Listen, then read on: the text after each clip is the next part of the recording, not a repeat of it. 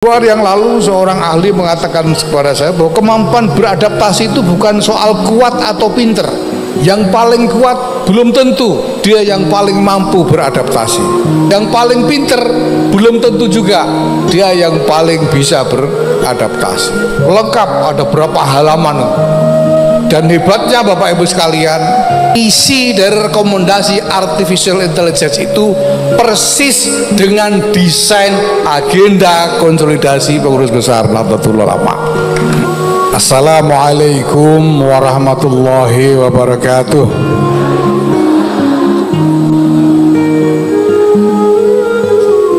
Alhamdulillah wa syukurillah, wassalatu wassalamu ala rasulillah Sayyidina Maulana Muhammadin ibn Abdullah wa ala alihi wa sahbihi wa mawalah. Amma ba'd. Yang saya hormati Mustasyar Pengurus Besar Nahdlatul Ulama yang juga Gubernur Sumatera Selatan, Bapak Dr. Herman Deru. Ini dokter yang masih bungkusan plastik, belum dibuka plastiknya karena masih baru. Tepuk tangan, Dik.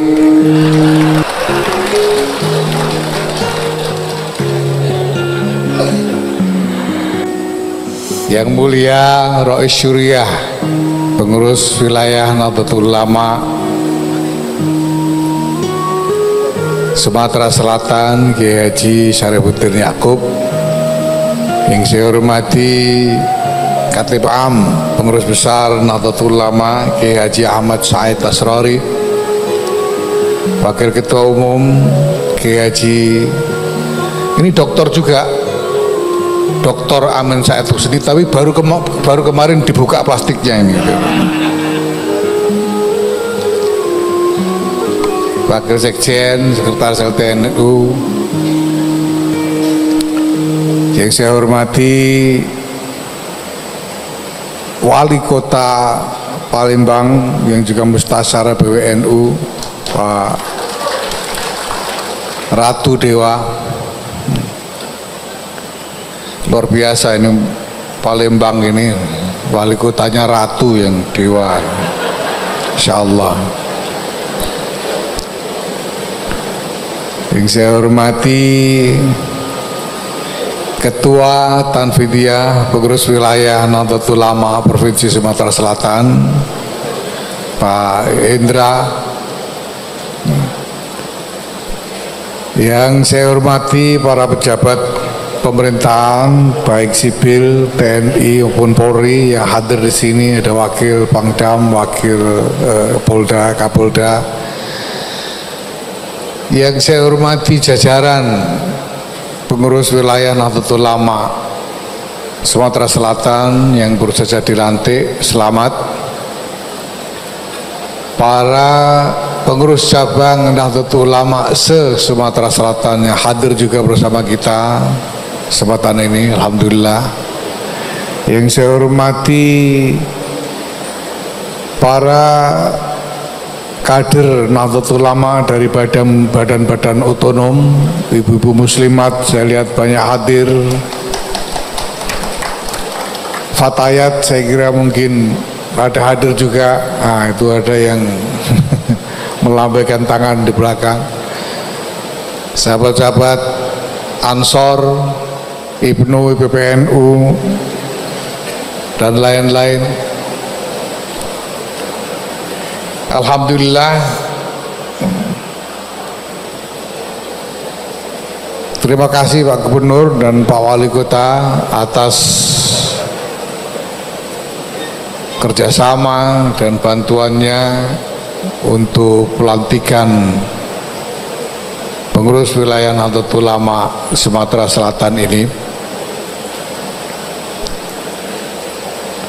Benar yang dikatakan Pak Gubernur tadi bahwa Nahdlatul Ulama ini memang dituntut untuk berkhidmah memberikan layanan di semua lini,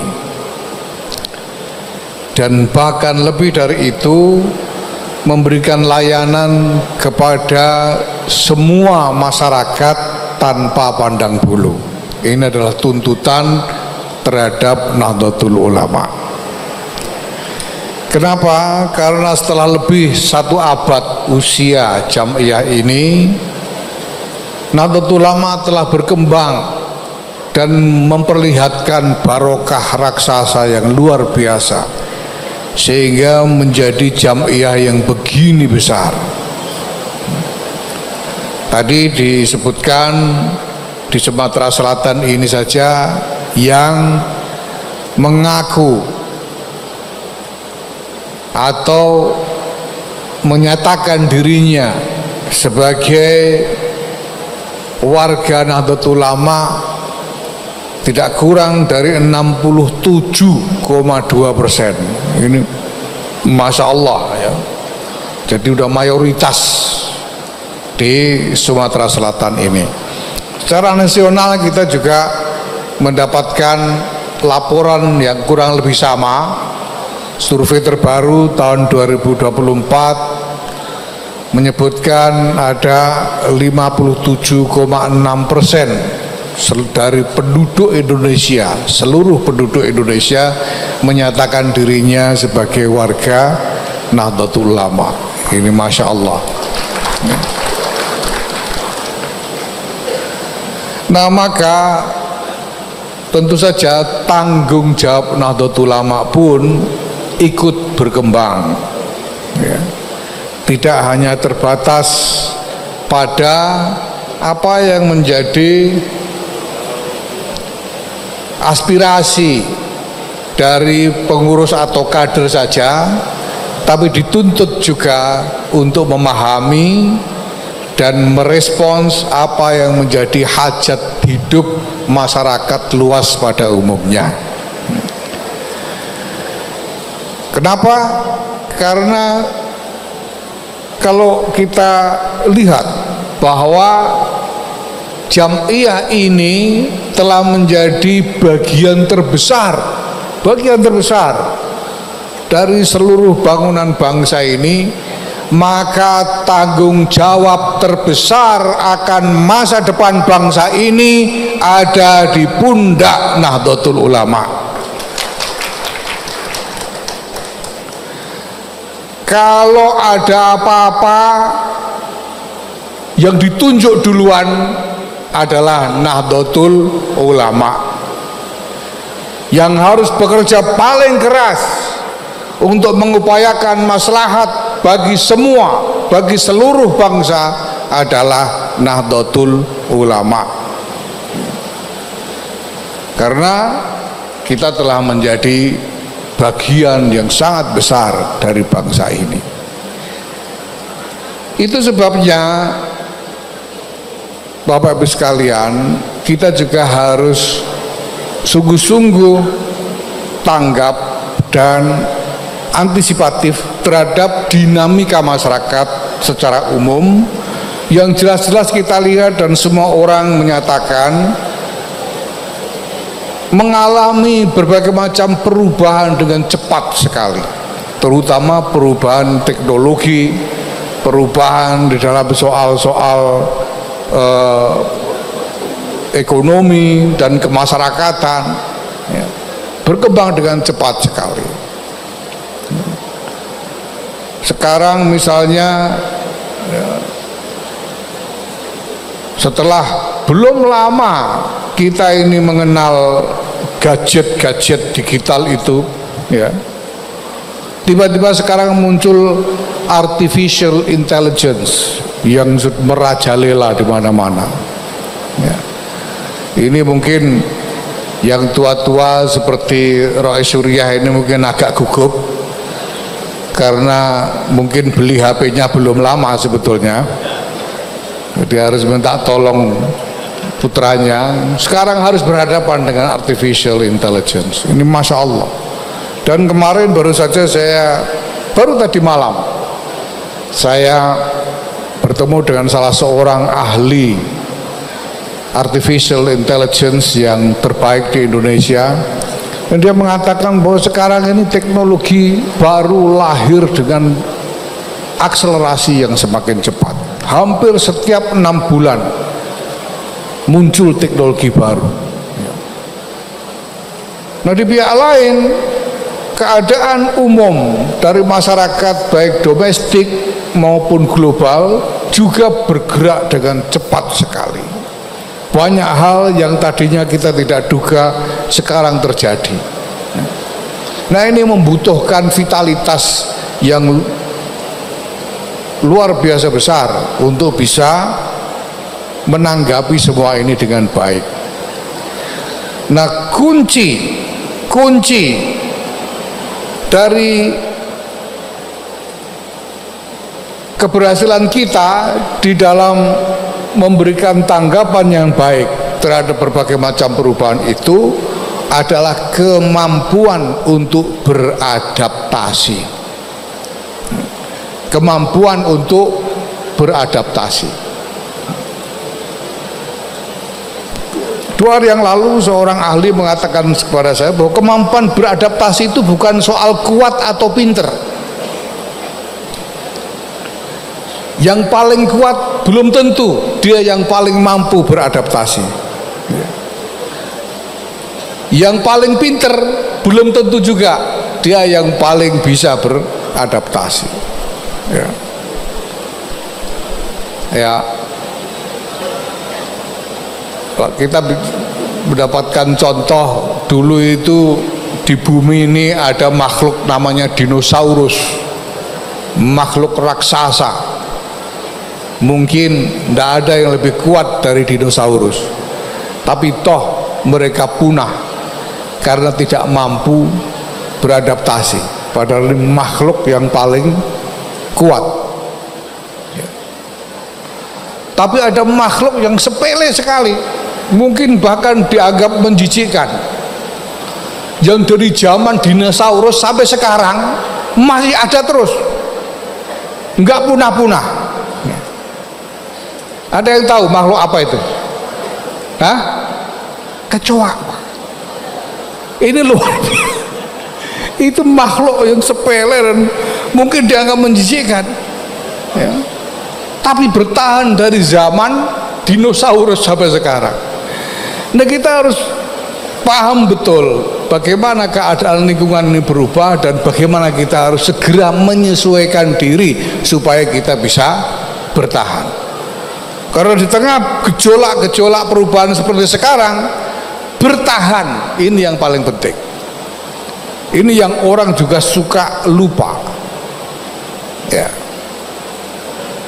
Nah, itulah sebabnya Bapak Ibu sekalian saya hormati, sejak awal Pengurus Besar Nahdlatul Ulama membangun agenda-agenda transformasi untuk konsolidasi organisasi ini supaya kita mampu bertahan, ya. Itu meliputi banyak hal, ya. Termasuk konsolidasi dalam hal tata kelola organisasi, konsolidasi sumber daya, konsolidasi agenda-agenda.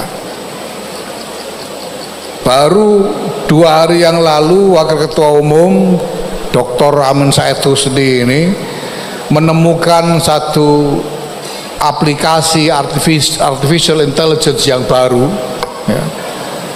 Dan kemudian dia coba minta kepada AI itu rekomendasi tentang langkah-langkah yang harus dilakukan oleh Nahdlatul Ulama. Keluarlah rekomendasi dari AI itu, ya. Lengkap, ada berapa halaman, panjang sekali. Dan hebatnya Bapak Ibu sekalian, isi dari rekomendasi artificial intelligence itu persis dengan desain agenda konsolidasi Pengurus Besar Nahdlatul Ulama. Tepuk tangan, Dek. Bukan sekedar untuk menepuk tangani pidato saya, tapi untuk mengenang Allah yarham Kiai Amiruddin Nahrawi. Tepuk tangan, Dek. Jadi Bapak Ibu, sebetulnya selama ini PBNU sudah berpikir laksana artificial intelligence karena hasilnya sama. Nah, kita juga yang sangat penting juga melakukan transformasi dalam mendudukkan NU di tengah konstelasi masyarakat ini. Bapak Ibu, kalau kita belajar tentang sejarah NU, kita mengerti bahwa Nahdlatul Ulama ini dalam berbagai era menempatkan diri dalam posisi yang berbeda-beda. Dulu Nahdlatul Ulama itu pernah menjadi partai politik tahun 55. Pemilu dapat suara 18%. Di Sumsel menang nggak tahun 55 itu? Hah? Muktabarnya ada di sini. Keputusan untuk menjadi partai politik itu dibuat dalam muktamar di Palembang. Ini luar biasa. Tahun 1952. Ya, ini luar biasa. Ya. Jadi parpol. Ya. Sampai pemilu 71 masih parpol. Hingga kemudian tahun 79 NU menyatakan kembali ke khitoh dalam muktamar ke-26 di Semarang. Lalu tahun 84 muktamar ke-27 diputuskan rumusan tentang apa itu khitoh Nahdliyah. Berubah posisi dari parpol menjadi bukan parpol. Ketika bukan parpol ini, Nahdlatul Ulama kemudian menjadi semacam apa namanya, countervailing force di dalam masyarakat berhadapan dengan pemerintah. Di dalam teori-teori sosiologi dan politik ini mungkin disebut sebagai kelompok penekan, ya. Sebagai kelompok penekan. Itulah sebabnya kemudian misalnya Gus Dur, Kiai Haji Abdurrahman Wahid sebagai ketua umum waktu itu banyak melakukan atau membangun wacana publik, ya, untuk, ya katakanlah, berdialog dan sering juga mengkritik kepada pemerintah karena kedudukan Nahdlatul Ulama sebagai kelompok penekan itu. Nah, Bapak Ibu yang kami hormati, sekarang Nahdlatul Ulama sudah menjadi begini besar, begini besar. Maka sebetulnya, dan pemerintah tahu, pasti tahu, karena ini gubernur juga tahu kalau di Sumatera Selatan NU 67,2% tuh. Saya yakin Presiden Republik Indonesia juga tahu bahwa di seluruh Indonesia ini NU 57,6%.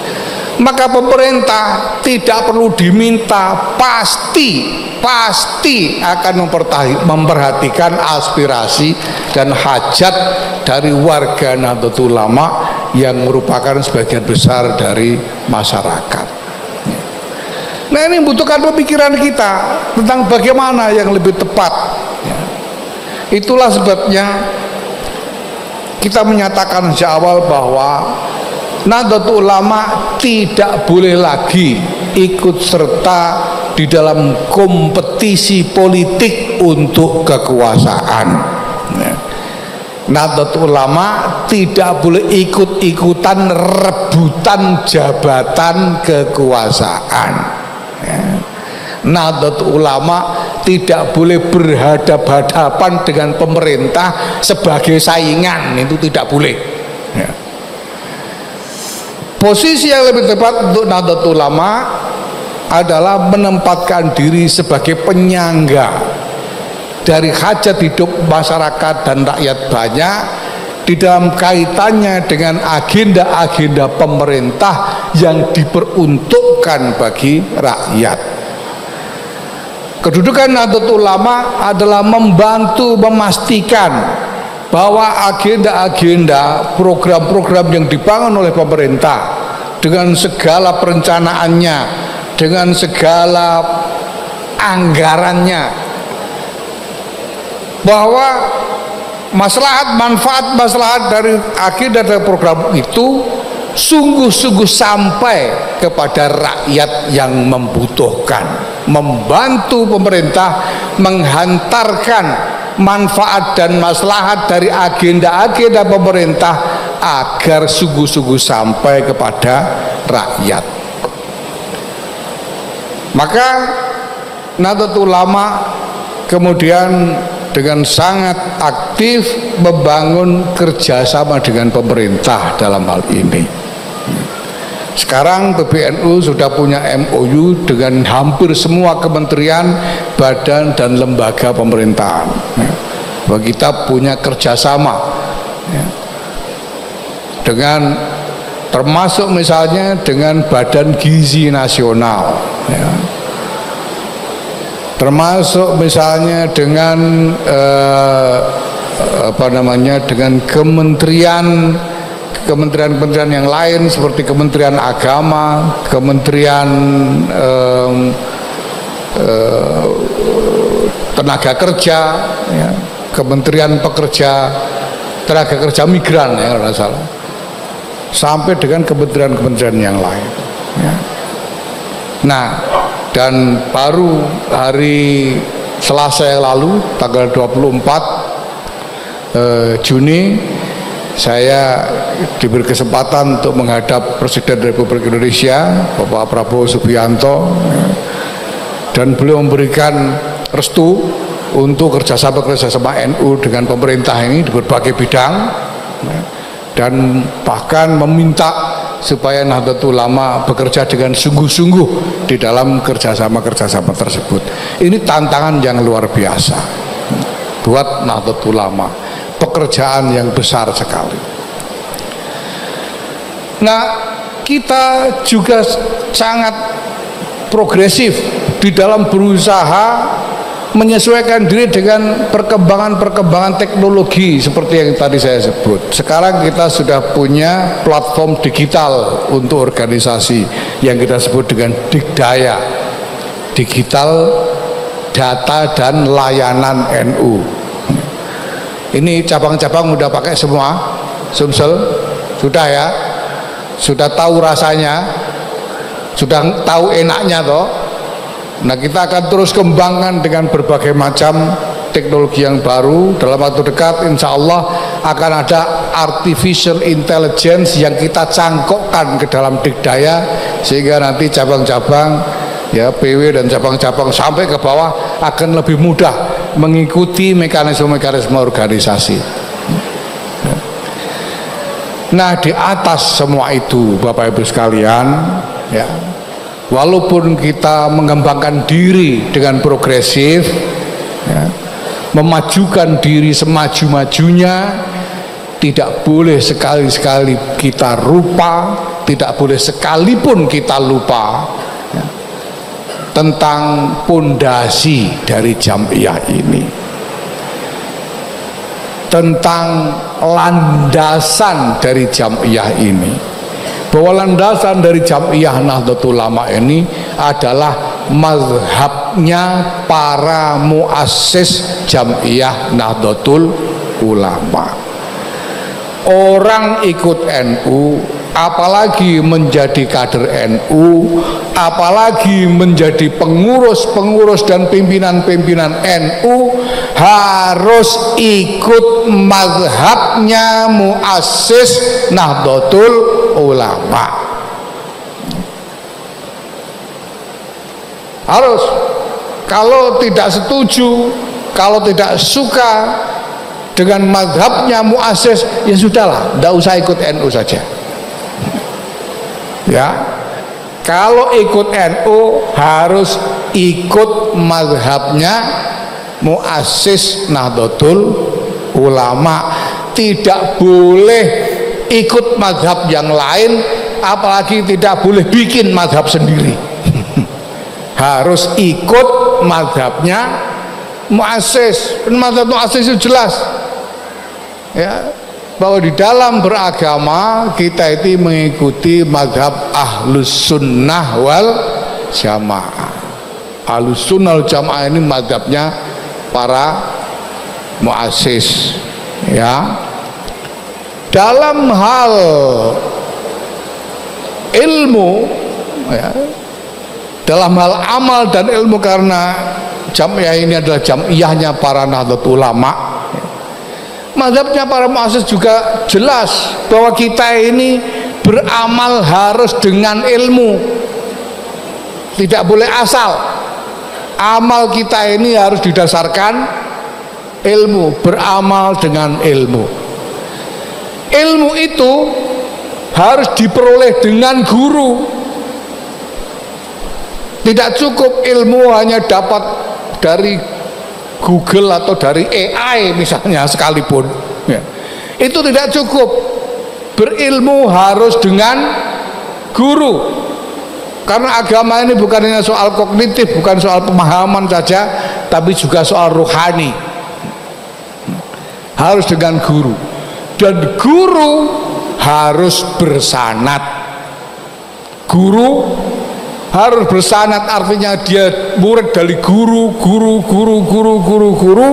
yang bersambung kepada Sayyidina Rasulullah Muhammad sallallahu alaihi wasallam. Ini madhabnya muassis.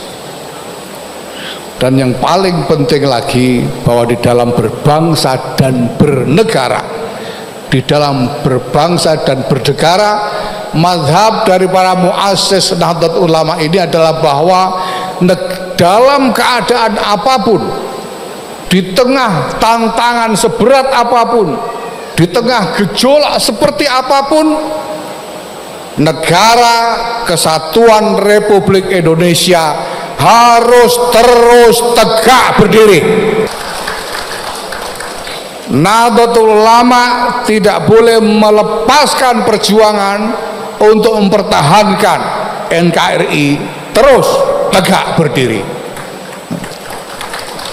Itu artinya yel-yel yang tadi diajarkan Pak Indra tadi, NKRI harga mati, itu artinya NKRI harus terus tegak berdiri. Kadang-kadang kita ini lupa di tengah perdebatan masyarakat tentang berbagai macam isu, tentang berbagai macam ideologi, ada soal demokrasi, lingkungan hidup, soal emansipasi perempuan, soal macam-macam. Kita lupa satu hal, yaitu bertahannya negara bangsa ini, bertahannya NKRI. Di tengah-tengah keadaan dunia seperti hari ini yang penuh dengan kesulitan, kita semua harus menyatukan langkah, menyatukan hati ya, untuk berjuang bagi tegaknya, terus tegaknya NKRI, bagi bertahannya NKRI menjalani, melewati segala macam cobaan ya. Ini juga tanggung jawab besar bagi Nahdlatul Ulama sebagai komunitas yang paling besar di tengah warga bangsa. Karena itu berarti bahwa kita memikul tanggung jawab terbesar untuk memelihara kerukunan, memelihara kohesi di tengah-tengah masyarakat, supaya masyarakat kita terus bersatu, tidak terpecah belah dalam satu semangat, satu tekad untuk memperjuangkan masa depan yang lebih baik bagi bangsa dan negara kesatuan Republik Indonesia. Bapak Ibu sekalian yang saya hormati,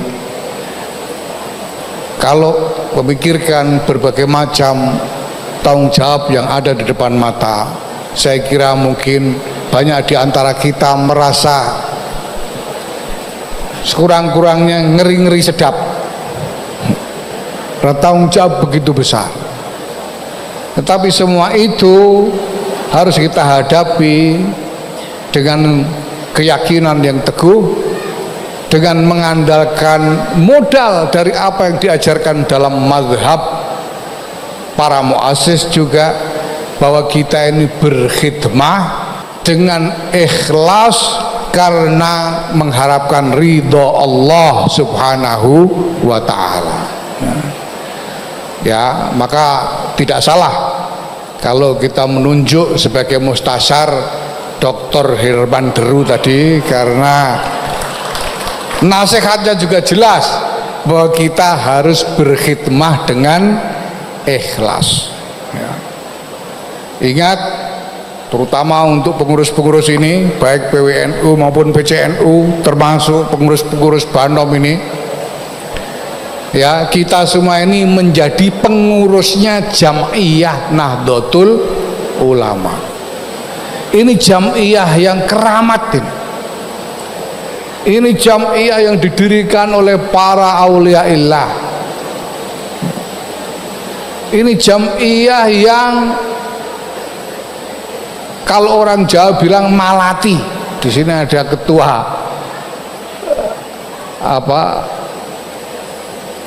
Putra Jawa Sumatera, ya. Malati. Jadi kalau orang menyalahi, berbuat jahat, berbuat tidak patut terhadap Nahdlatul Ulama, itu bisa kualat. Ya. Nah, kita tahu bahwa orang tidak boleh pegang mushaf. Ini mazhab Mu'assis ini. Mushaf itu tidak boleh dipegang, tidak boleh disentuh kecuali kalau kita suci dari hadas. Betul? Ya. Kalau mazhab yang lain tidak tahu. Tapi mazhab Mu'assis kita, mazhab Syafi'i, menyatakan bahwa mushaf Quran itu tidak boleh disentuh, dipegang, apalagi dibawa kecuali dalam keadaan suci dari hadas. Ya, mushaf. Nah, Ibu, kalau Ibu punya koran bekas yang habis dipakai bungkus terasi, habis itu dipakai untuk bungkus mushaf, Bu, dipakai untuk bungkus sampulnya mushaf, itu koran juga tidak boleh disentuh kecuali dalam keadaan suci dari hadas, karena menempel kepada mushaf.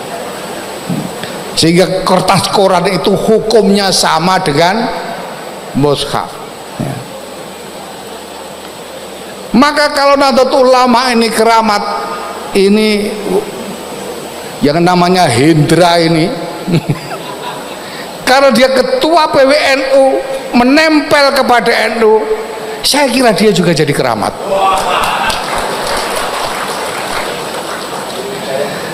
Tapi hati-hati, kalau sampai orang sudah menjadi pengurus NU, sudah menempel kepada NU, tapi bertindak tidak sepatutnya, belum bertindak, punya niat yang tidak sepatutnya, lihat saja akibatnya nanti. Lihat akibatnya nanti. Ya. Apalagi bertindak, punya niat yang tidak sepatutnya menjadi pengurus NU, lihat akibatnya. Karena Nahdlatul Ulama ini bukan sembarang Jam'iyah, tapi Jam'iyah yang oleh Hadratus Syekh disebut Al-Jam'iyah Al-Mubarakah Al-Mausumah Binahdlatil Ulama. Maka saya mengajak kepada seluruh jajaran pengurus NU, kader-kader NU, marilah kita menata hati kembali, menata niat kembali, menghadapkan lahir batin kita kepada pengabdian karena mengharapkan ridha Allah Subhanahu wa ta'ala. Soal yang lain nanti Allah sendiri yang mengurus, karena kita percaya wasiatnya Sayyidina Umar Ibn Khattab kepada putra beliau Abdullah Ibn Umar radhiyallahu anhuma, ketika Sayyidina Umar mengatakan, idza akhlasta niyataka lillah kafallahu ma bainaka wa bainan nas. Kalau niatmu bersih karena Allah, urusan manusia Allah sendiri yang bereskan. Urusanmu dengan manusia yang lain, mereka mau salah paham, mereka mau berprasangka buruk, mereka mau apa, Allah sendiri yang akan membereskan. Kalau memang niatmu bersih karena Allah Subhanahu wa ta'ala. Mari kita semua menata hati, menata niat kita, ya, untuk ke depan berkhidmah karena Allah, berkhidmah untuk kemaslahatan semua, untuk kemaslahatan warga, masyarakat dan bangsa Indonesia tercinta. Insyaallah wallahul muwaffiq ila aqwamit thariq. Wassalamualaikum warahmatullahi wabarakatuh.